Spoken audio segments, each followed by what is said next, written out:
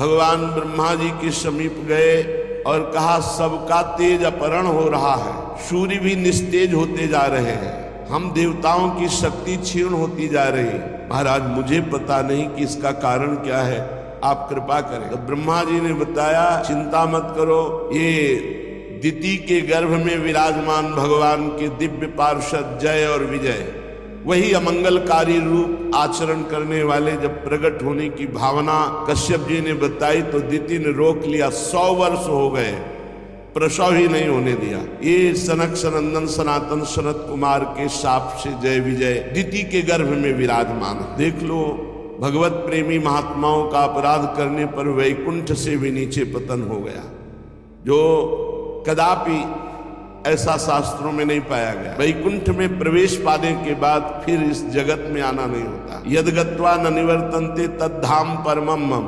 लेकिन धाम में भी भगवत प्रेमी महात्मा का अपराध बन गया तो जय विजय को 3 जन्म के लिए दैत्य भाव असुर भाव से इस भूतल पर आना पड़ा। जब ब्रह्मा जी ने समस्त देवताओं को समझाया कि आप शांत हो जाइए, भगवान श्री हरि सबका मंगल करेंगे, ये और कोई अनिष्ट नहीं है, ये दिति ने अपने गर्भ को अपने तपोबल से 100 वर्ष तक रोक रखा है, तो उन गर्भस्थ तेजों में भगवत पार्षदों के प्रभाव से सबका तेज क्षीण हो रहा है। आप शांत होकर के जाइए, कोई चिंता का विषय। ब्रह्मा जी के कहने से अंधकार का कारण जानकर देवताओं की शंका निवृत्ति हुई और वो पुनः अपने अपने स्थान को लौट। इधर दिति को अपने पतिदेव के कथनानुसार पुत्रों की ओर से भारी अमंगल की आशंका थी।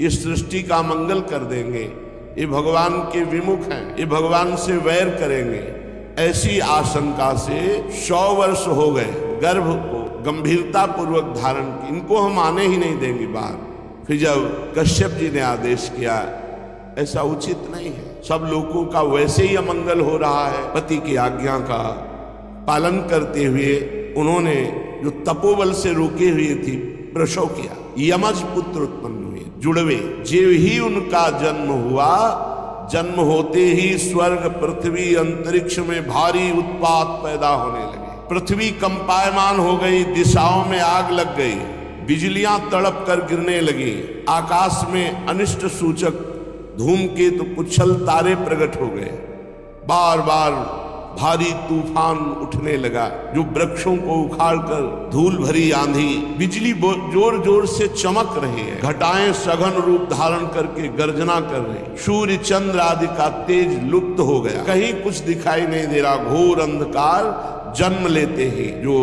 दिति के गर्भ में विराजमान है महान तेजस्वी यशस्वी भगवान श्री हरि के पार्षद ही है। बड़ी खलबली मच गई, चंद्रमा के आसपास मंडल बैठने लगे, गीदड़ उल्लुओं की भयानक आवाज, कुत्ते गर्दन उठाकर भूंक रहे हैं, झुंड के झुंड गधे अपने कठोर खुरों से पृथ्वी को खोद रहे, रेक रहे, बड़ा अशुभ। गौएं डर गई, गौओं के दुग्ध की जगह रक्त निकलने लगा, देव मूर्तियां कंपायमान पसीना और आंसू निकलने लगे, शनि राहु आदि क्रूर ग्रह प्रबल होकर बृहस्पति आदि सौम्य ग्रहों को लांग कर वक्र गति से चलने लगे। ऐसा भयंकर उत्पात देखकर केवल सनकादि भयभीत नहीं हुए, क्योंकि उन्हें पता है उन्होंने ही तो शाप दिया है।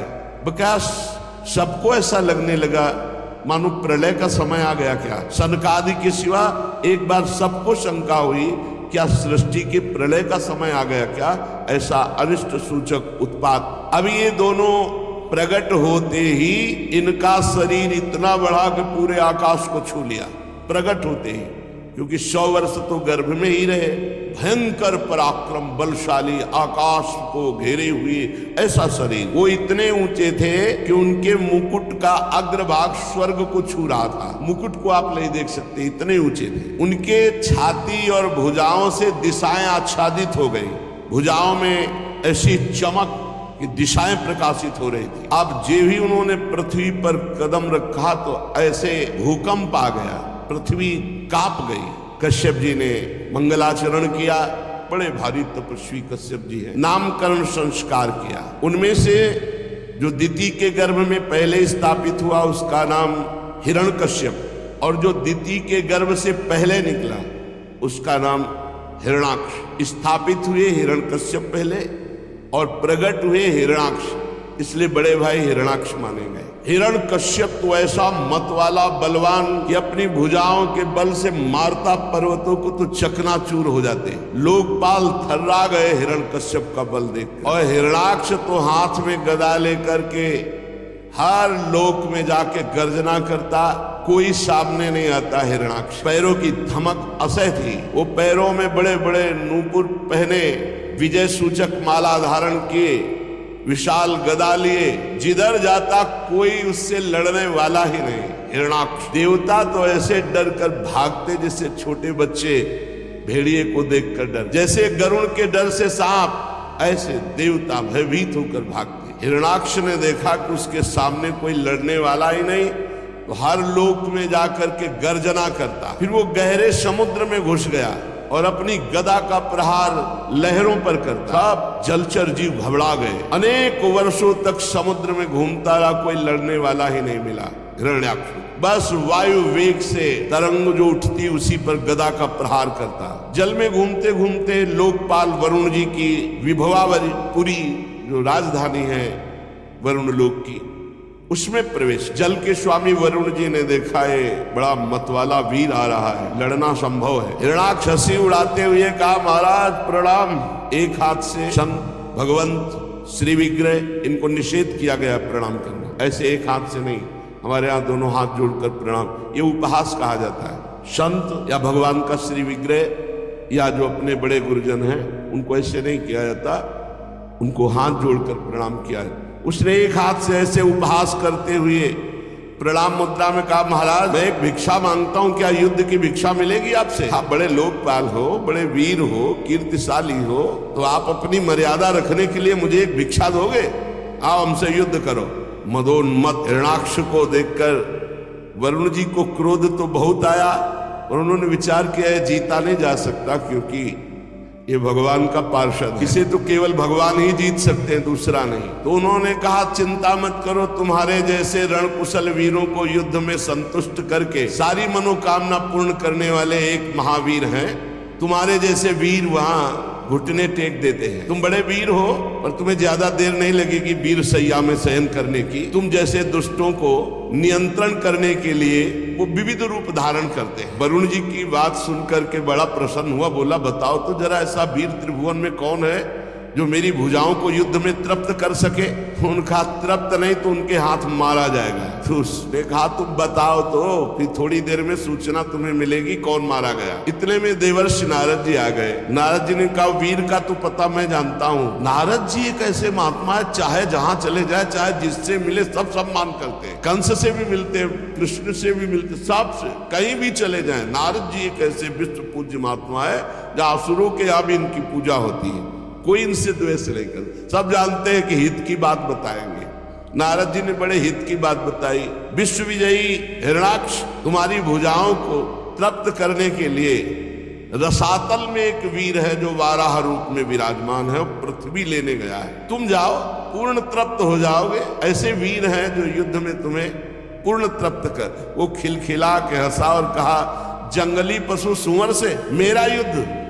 अरे क्या बात करते हो नारद जी। नारद जी ने कहा, ना समझ, अभी तुम नहीं जानते हो। एक बार जाओ तो रसातल को पहुंचो। जल को चीरता हुआ वो महावीर हिरण्याक्ष जब गया तो देखा श्याम वर्ण विशाल शरीर। कोई साधारण सूकर थोड़ी थे, वो तो भगवान ने वाराह रूप धारण किया था। जाकर के दहाड़ा हिरणाक्ष और गए, ना समझ, छोड़ पृथ्वी और मुझसे युद्ध कर। सुराधम, मैं तुझे ही खोज रहा था। मैं देखकर तुझे समझ गया कि तू सूकर नहीं है, तू हरि है, भगवान का पार्षद है। ये माया से लुका छिपी तू दूसरों के सामने कर। ठीक बात कह रहे। ये लुका छिपी हम अज्ञानियों के सामने कर सकते, ज्ञान शिरोमणि है। मेरे नेत्रों के सामने तेरा माया का जादू नहीं चलेगा। तेरी माया दूसरों के सामने चलेगी, मेरे सामने नहीं चलेगी।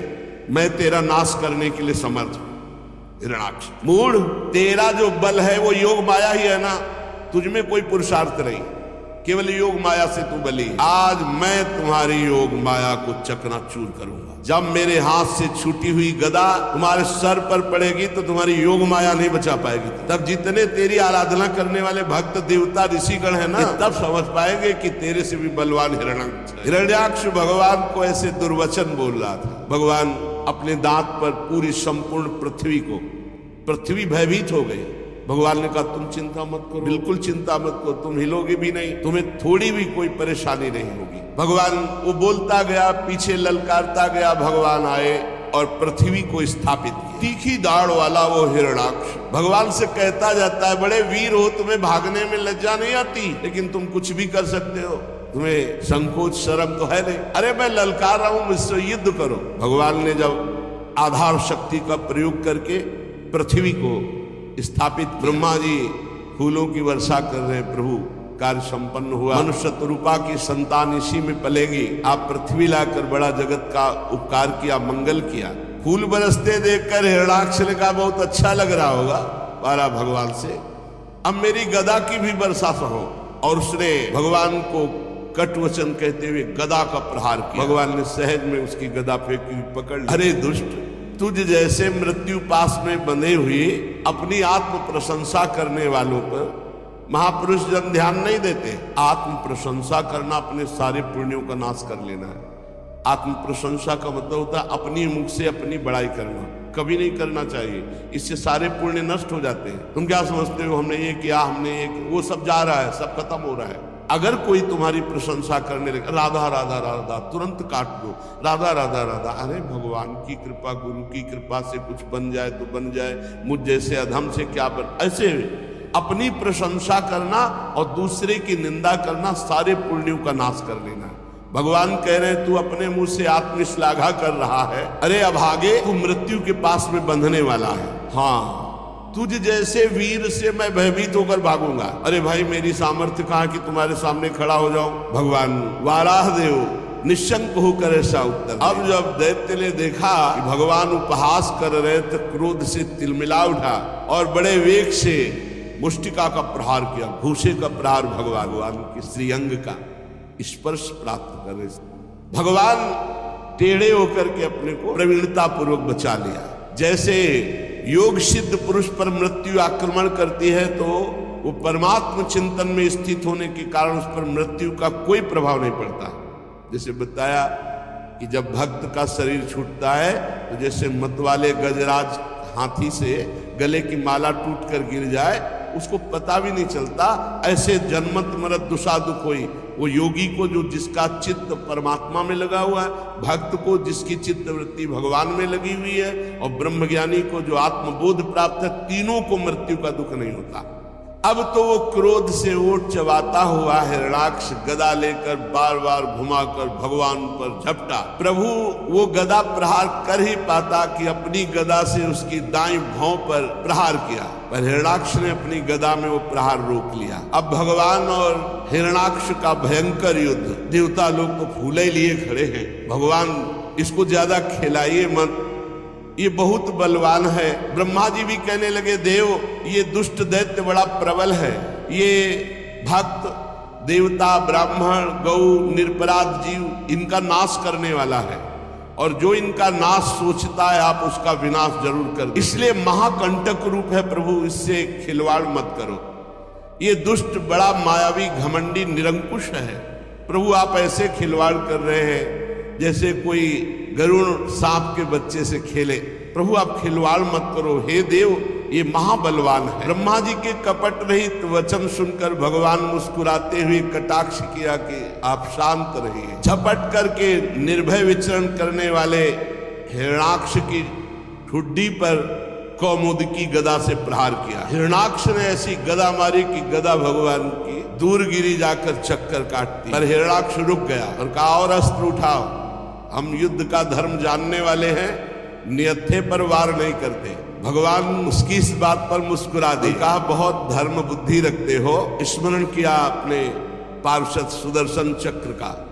गर्जना करते हुए सुदर्शन जी भगवान की हाथ में विराजमान। सुदर्शन चक्र उपस्थित हुआ भगवान के हाथ में, चक्कर लगाने लगा, किंतु फिर भगवान ने विचार किया कि अपने प्रिय पार्षद को अभी और खिलाया जाए, इसलिए सुदर्शन जी को फिर कहा अच्छा शांत हो जाओ, अंतर ध्यान।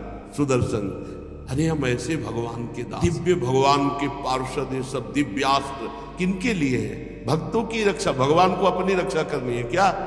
अरे हम सबकी रक्षा के लिए ही है तो हैं। हिरणाक्ष ने देखा कि कमल दल लोचन हरि ने सुदर्शन को बुलाया और फिर शांत कर दिया, तिलमिला उठा और दांतों से ऊँट चबाने लगा, मानो भगवान को अब भस्मी कर देगा, और उछल कर बोला ले अब तो नहीं बच सकता। भगवान के ऊपर गदा का प्रहार किया, भगवान ने अपने हाथ से गदा को रोक ली, पुनः वापस फेंक दिया। भगवान सर्वशक्ति संपन्न है। महादैत्य हिरणाक्ष का घमंड बढ़ता जा रहा है और भगवान पर विविध प्रहार कर रहा है। कभी त्रिशूल भगवान पर मारता है, कभी गदा, कभी मुष्टिका का प्रहार, घूंसे का प्रहार करता है। भगवान उसके इन प्रहारों को सह रहे, खिलवाड़ कर रहे। उसने आसुरी माया का जाल प्रकट किया मायापति भगवान पर। भगवान ने सुदर्शन जी को आज्ञा की माया का नाश कर, माया का नाश का हृदय कांप उठा। भगवान ने किसी अस्त्र शस्त्र से हिरणाक्ष को नहीं मारा, उल्टा हाथ से उपेक्षा करते उल्टा हाथ एक जे ही तबाचा मारा, उल्टा चक्कर चक्कर खाता हुआ हिरणाक्ष खून उगलते हुए गिर पड़ा और निष्प्राण हो गया। ब्रह्मा जी, समस्त देवता श्री भगवान पर पुष्पों की वर्षा की। देवता लोग कहने लगे प्रभु नमस्कार नमस्कार नमस्कार। ये नमस्कार तभी करते हैं जब इनका विरोधी मारा जाता है। बड़े आनंद की बात प्रभु, आपने हम लोगों को बड़ा सुख प्रदान किया, हिरणाक्ष का उद्धार करके, वाला भगवान पृथ्वी को स्थापित करके हिरणाक्ष का उद्धार करके सब देवताओं से विनती सुनते हुए स्वयंभू मनु बड़े प्रसन्न हुए, क्योंकि इसी से अन्न आदि, जिससे हमारा मनुष्यों का जीवन पोषण होता है और यही संतति की वृद्धि आदि